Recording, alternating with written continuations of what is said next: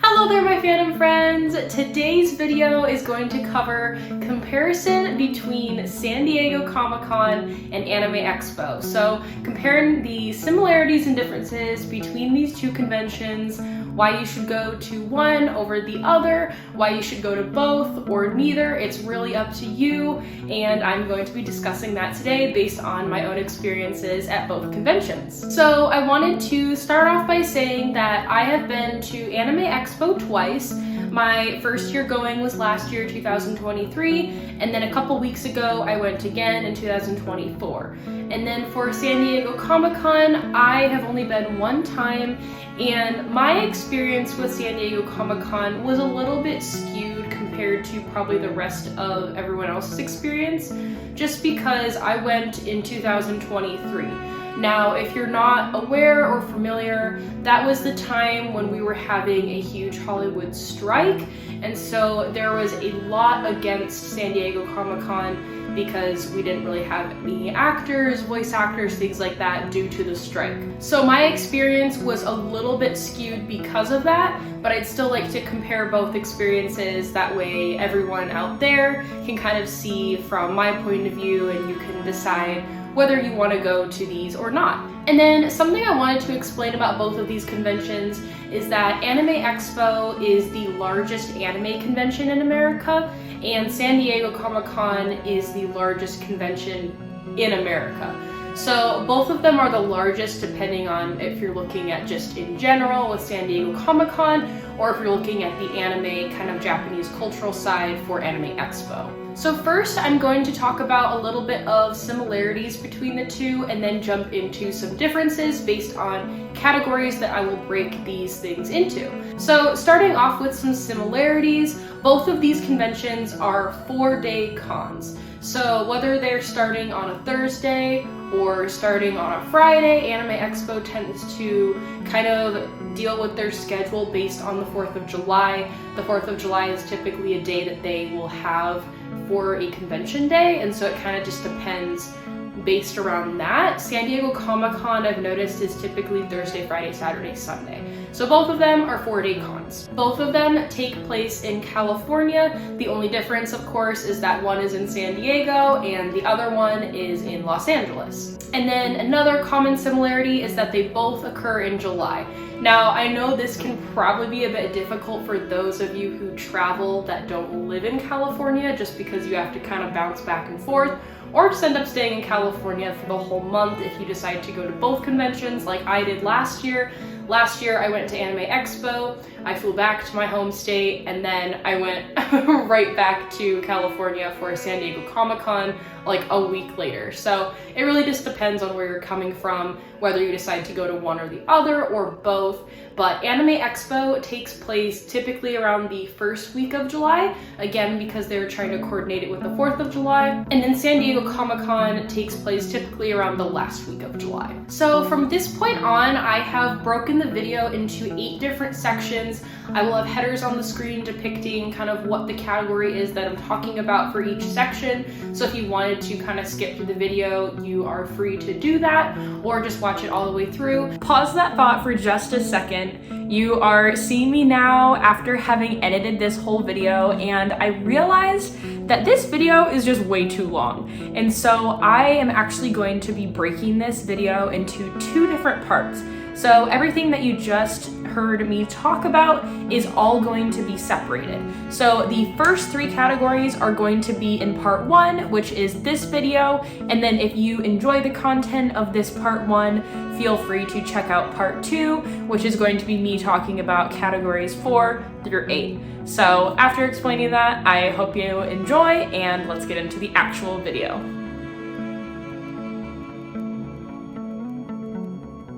We are going to be starting off with the cost of both conventions. So I'm just going to be giving kind of a general breakdown of costs from how it was last year and this year, and it'll probably be similar in the future. It might change a little bit depending on everything that's going on in the world, or depending on what the conventions have to say. But we are going to be talking about Anime Expo first for all the categories. So starting with Anime Expo, the full 4-day con, the full event pass, is typically around the range of $145. Now, you also have the option of mailing your badge to your house, which I do suggest doing, especially if you live further away and you don't want to wait in more lines than you have to when you arrive at Anime Expo. Now, there is an additional cost to this, so I think for my ticket that I spent on last year and this year for the full event pass for Anime Expo, I ended up paying around $185-ish from the original price of the 4 days, and then also with the added price of sending the badge to my house. So of course that is up to you depending on what you want to spend and depending on if you want that mailed to your house. Now, for both of these conventions, there's also the option of spending a different price for each day if you just want to go for 1 day or if you just want to go for 2 days, depending on what you want to do. And so the prices range from $50, $70 to $80 depending on if you're going for a single day. So for example, if you're going on a Thursday, it could be $50. Of course, the 2 kind of middle days of the convention are going to be the most expensive. So Friday and a Saturday are typically going to be more expensive than like a Thursday and a Sunday. But of course, again, it depends on what days of the week the convention is being held. And so that's also an option. Something else is that if you buy tickets for Anime Expo months prior, the tickets are going to be a lot cheaper than if you wait up until the very end. And so Instagram, their social media, their website, these are all really good resources to look out for if you want to see when the prices are going to go up a bit. And so you just kind of want to be on top of that. I suggest if you're going to Anime Expo, just to straight up buy the tickets right when they release for registration, because it's going to be a whole lot cheaper than if you wait.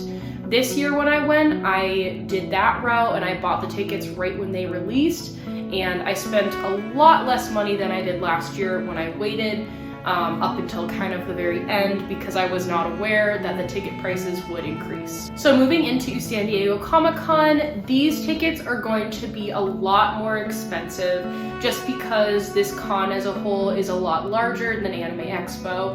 There's a lot more to offer in some categories compared to others, which of course I'll talk about, but the average kind of price for the full 4-day event pass for San Diego Comic-Con is typically around $290 to $300, again, depending on the year you go. San Diego Comic-Con also has the option of splitting up your days and paying separately instead of the full 4-day pass. And so those range from about $50 to $80 depending again on the day that you're going. So for example, if it's a Thursday, it could be like $50 versus a Saturday, which is going to be like $80. And all of these prices that I'm listing are for adults. The tickets for children, which is a specific age and under, are going to be cheaper. Also, something major to note about San Diego Comic-Con is that yes, the cost is higher than Anime Expo, but the tickets sell out incredibly fast, immediately. Most people who try to get tickets for San Diego Comic-Con do not end up being able to get tickets because of how fast they sell out.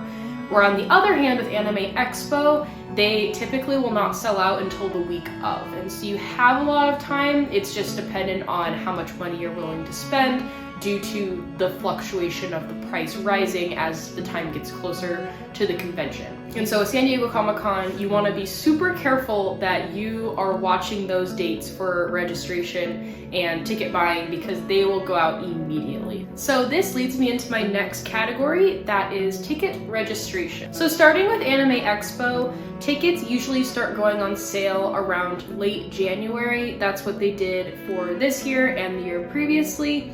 Again, tickets are super chill to buy. There's not a panic of thousands of people being online at the same time and they're selling out. It's super chill, super easy, so you don't really have to worry much, and they're going to be on sale for literally like 5 months before they start selling out. So You have time, don't worry. San Diego Comic-Con, on the other hand, typically will open up sometime between September and November.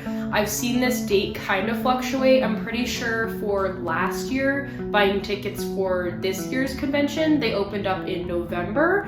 So you just really want to be on top of those dates. It's typically open a couple months after the convention happens for the next year, if that makes sense. And on top of that, there are a couple different times and ways in which to buy tickets. So I'm not 100% clear on this whole process just because my dad and I have been trying to get tickets for San Diego Comic-Con for years, and we have just never been able to get through the system because they sell out immediately. So to my knowledge, there's two ways and times in which to buy San Diego Comic-Con tickets. And so one way is if you are a returning guest from the year previously, your email and your name and everything, your whole information is already in the system. And so they'll send you emails that basically lets you in to buy tickets before kind of everyone else. And so once you're in the system, and if you're going every year, it's to your benefit to go every year after that, because you're always going to guarantee yourself to get in that system first. So all of the people who have gone last year have a better chance of getting in this year. That's just the way their system works. I'm not 100% clear on this whole process just because I've struggled with this system for years.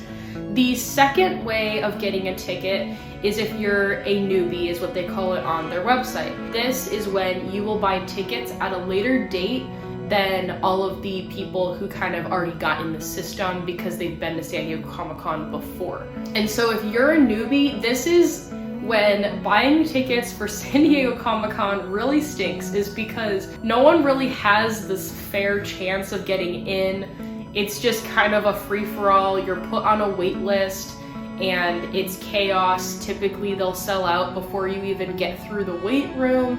So it's really a chaotic experience. It's really stressful. My dad and I have been trying to get tickets for San Diego Comic-Con for years. And last year when we got tickets for last year's Comic-Con, we finally got in. We were using 3 different computers in 3 different wait rooms just because we were trying to get tickets. And the wait room is super nice. It tells you exactly where you are kind of in line to getting onto the website to buy tickets. Now, of course, if you get on the website to buy tickets, that's not a guarantee that you're going to get tickets because, again, of how fast they sell out and how chaotic and stressful this whole process is. So when we did this last year, only one of our computers was able to get through the wait room before everything sold out. And that one computer, we were only able to buy tickets for Thursday and Sunday. So the first and the last day of con typically are kind of the calmer 2 days. The 2 days in the middle typically are the more exciting, fuller days where they have more actors and voice actors and authors and panels and events going on, which of course that didn't really matter for us because of the strike. And so if you are getting a ticket for San Diego Comic-Con, you need to be on top of it, because there is not a guarantee that you're going to get into the system. This is probably my least favorite thing about San Diego Comic-Con, is how, I don't want to say terrible the registration for buying tickets is. There's just so many people that want to go, and of course they have to cap it to keep it safe so that there's not, you know, thousands and thousands of people there crowding and creating an unsafe scene. So I get it, but it's just super tough to get in. The next category, everyone's favorite, is crowds. So I have a bit of a disclaimer about crowds before I jump into comparing both of the conventions. So if you're a person who is into anime, you are familiar with going to little anime pop-ups, little anime conventions, and you aren't really familiar with going to bigger state conventions or Anime Expo or San Diego Comic-Con, I hate to burst your bubble, but crowds are a thing. That's the way conventions work. So there have been so many people complaining about crowds who do not go to the larger conventions. And it's just because they don't know that that's just a common thing to see at a convention. So big, huge state conventions like Fan Fusion in Phoenix, Arizona. You have the Salt Lake City convention in Utah. You have the San Jose convention in San Jose, California. You have the Denver convention in Colorado. Now, all of these conventions I have been to, and yes, there have been insane crowds because that is how conventions work.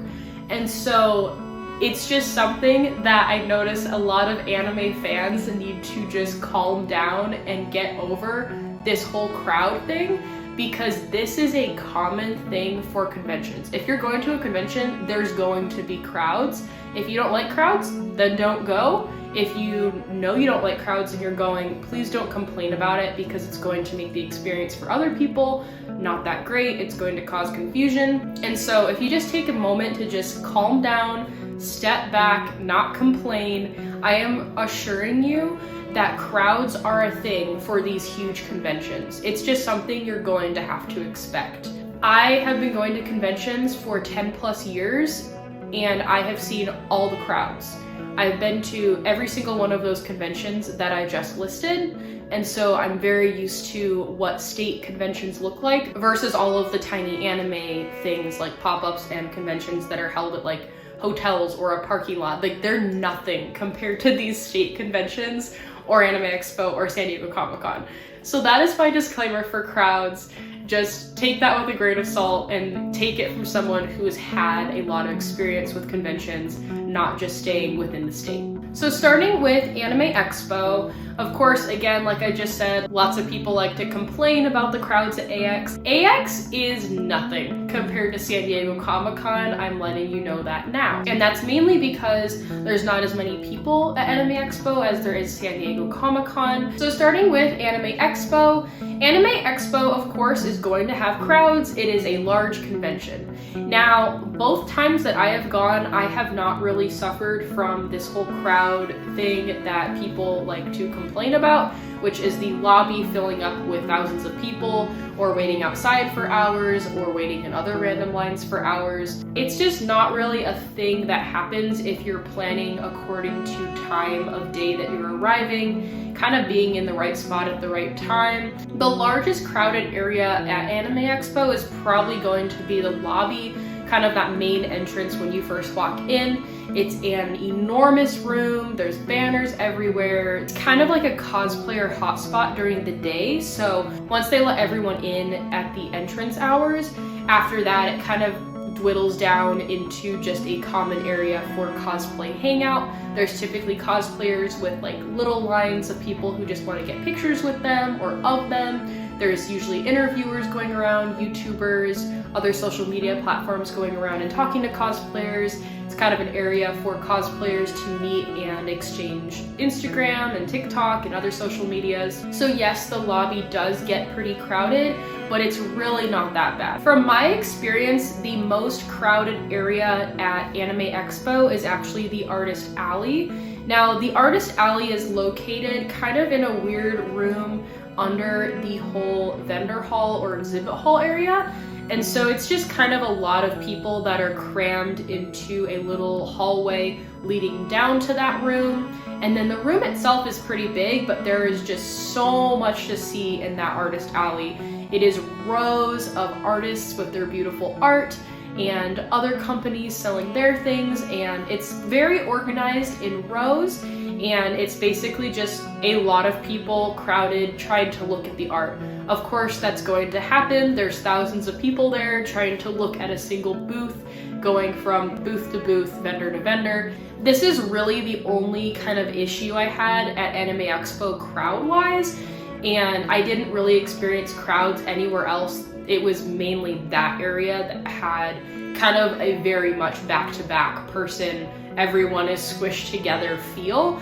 And it was kind of like that at all times of day, so there's not really a way to plan around that. As far as lines for entering Anime Expo, last year there weren't as many entrances as there were this year. This year they expanded it to 5 different entrances, and so they were kind of all around the convention, and so that really helped the crowd control a lot more, in my opinion. All 4 days that I went, which I arrived in the morning, I arrived in the afternoon. It was kind of just dependent on what I had going on in the day. So I didn't really get there hours previously to just stand in line. Of course, if you're getting there 2 hours before it opens, you're going to be standing in line for hours. I got there typically right when they would open, or like an hour after they would open, and I got right in. I never had to wait in line all 4 days of going to this convention. Things that I had to wait in line for were panels. This could be a little bit difficult just because the main panel room, if you're going to that, is going to have you wait outside, and most of it is shaded, and they try to get you in as quick as possible. That part was a bit difficult for me just because I'm in full cosplay. It gets really hot. You don't want to drink a ton of water because then you have to go to the bathroom, and so that can be a little bit tough. But a lot of the other panels are waiting indoors, which are a lot smaller. They spread out the panels so that lines aren't converging into one another, and so that was something else that I just had to wait a little bit longer for. As far as other lines, I didn't really have to wait in any other lines besides the cosplay backdrop area, which is in the entertainment hall, which is basically this little section of it where they have a bunch of backdrops and you can pose in front of it with your cosplay to get photography, pictures, videos, whatever you want. So of course, depending on which backdrop you go to, there's going to be a little line, but it's not like you're waiting there for hours. It was typically between like 10 and 20 minutes, and then you got right in. Something else I'll say about Anime Expo is that all of their kind of entertainment things, so the vendor hall, the artist alley, and the entertainment hall, they're in 3 separate rooms, and so there's lots of kind of spacious area, especially in the vendor hall and the entertainment hall, between looking at vendors and different entertainment things that are being shown from different companies. So there's lots of room for people to walk around. It's not like the artist alley, which is very much back to back. So moving into San Diego Comic-Con, last year when I went, I actually had no issue at all with lines. I don't remember having to wait in line at all. Of course, with that being said, I did not attend any panels just because of the strike. There weren't really any that I was interested in going to. The first day I went, I was expecting to have to wait in line outside for hours just to get in. And so my dad had dropped me and my brother off early at the entrance gate, and there was literally no line. I just walked in and I was like looking around and I was like, is that it? Like, do I just walk in? Like, is that something you just do? And I was shocked by how fast they got me into those doors. I never had an issue the second day I went to San Diego Comic-Con. I just walked in, and so I'm not sure exactly how lines are on those 2 middle busier days. I would assume they're a bit longer, but I also think that just like Anime Expo, they have a lot of entrances and they can get people in pretty quick. Something about San Diego Comic-Con that was different than Anime Expo here is that the vendor hall, the artist alley, and the entertainment hall are actually all in the same room, which I'm going to talk about in the next category in just a couple minutes. But this kind of made it a bit difficult at times just because it's thousands of people all in this one enormous room. And so it wasn't really back to back though, like the artist alley at Anime Expo. It was more of just kind of people everywhere. You're just doing your own thing. You are looking out for yourself, try not to run into people. So it's really not that big of a deal, but it is a little bit less spacious than Anime Expo. Personally, the biggest crowds that I faced at San Diego Comic-Con were actually the crowds that were outside of the convention. And so right outside of the main building, there's this huge crosswalk, and it leads you to this kind of strip in the city of a bunch of fast food places, restaurants, different shopping centers. And so that big crosswalk, I just remember being completely backed up with just an insane amount of people back to back, same as the artist alley kind of at Anime Expo. this was really the only issue I had with crowds at San Diego Comic-Con. Of course, again, this year probably had a bit less people than they typically do because of the strike, but I just wanted to say that. And then to close up this category, I just wanted to say that in general, San Diego Comic-Con is going to deal with crowds a lot better than any other convention, just because of how popular it is, how long it's been around. These people know what they're doing. Every year they're making it better. They have more professional people working, more security. They even have volunteers, which are all helping and chipping in with all of the line control and crowd control, helping out people, know where to go. And so San Diego Comic-Con, of course, is going to just be the top of that with crowds, even though there's so many people. So in conclusion of this category, San Diego Comic-Con is going to kind of deal with crowds a lot better than any other convention because of all of these reasons. We have reached the end of part 1 for this video. I hope you enjoyed me talking about the first 3 categories of my comparison between San Diego Comic-Con and Anime Expo. If you would like to hear more about the other categories that I listed at the beginning of this video, please feel free to check out part 2, which I will be posting shortly. I hope you enjoyed, and I will see you next time. Bye!